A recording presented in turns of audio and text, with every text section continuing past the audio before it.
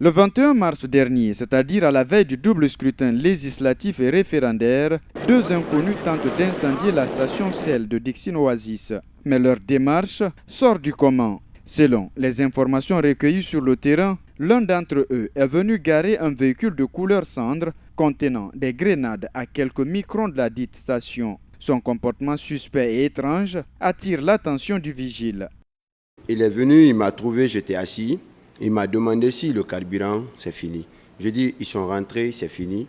Maintenant, du coup, il a fait contourner derrière moi. Il est allé garer le véhicule en bord, dans le deuxième pompe. Je l'ai empêché de ne pas garer là-bas. Je dis, mais monsieur, vous garez quoi là-bas? Vous faites quoi? Quittez là-bas, ils sont rentrés. Vous faites quoi là-bas? Il a pris le véhicule et il est revenu encore devant moi. Il est allé un peu devant, il a fait marche arrière. Encore en faisant marche arrière, je suis allé vers lui. Je dis, mon monsieur, qu'est-ce que vous cherchez ici? Avec l'heure là, ils sont tous rentrés. Je vous ai dit qu'ils sont rentrés. Il ne m'a pas répondu. Du coup, il est descendu dans le véhicule et il a mis feu sur un jupon. Comme ça, il a jeté dans le véhicule. Maintenant, il s'est fui. Grâce donc à la vigilance et à la bravoure de cet agent de sécurité, le pire a été évité. Moi, je peux dire le coup, c'est un acte terroriste qui avait voulu vraiment faire à tous les Dixinka. Parce que s'il mettait feu là-bas, c'était pas bon. Il y avait un jeune motard qui était garé, qui l'attendait sur l'acte.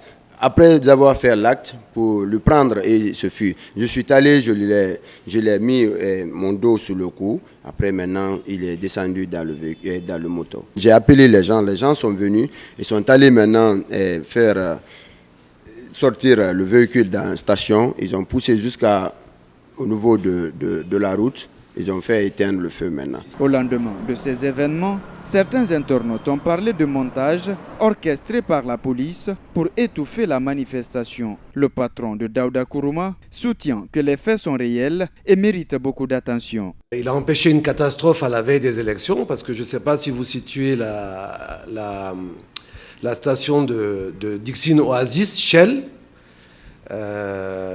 qui relève de Vivo. Si l'explosion avait eu lieu, donc il y aurait eu des dégâts, des pertes humaines très très conséquentes, parce que le feu se serait propagé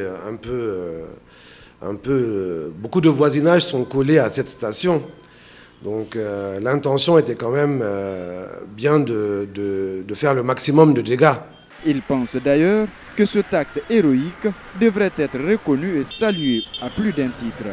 Bon, je regrette que cet agent quand même ait fait un acte de bravoure pour préserver quand même l'intégrité et une certaine paix sociale, parce qu'on parle bien quand même d'un acte, d'un attentat à la veille des élections. Je pense que l'État aurait dû demander à avoir quand même cet agent, que la direction de Vivo aussi. C'est quelqu'un qui mérite toute la reconnaissance de son acte. Le directeur central de la police judiciaire reste convaincu que le mal existe toujours. C'est pour cette raison qu'il lance cet appel.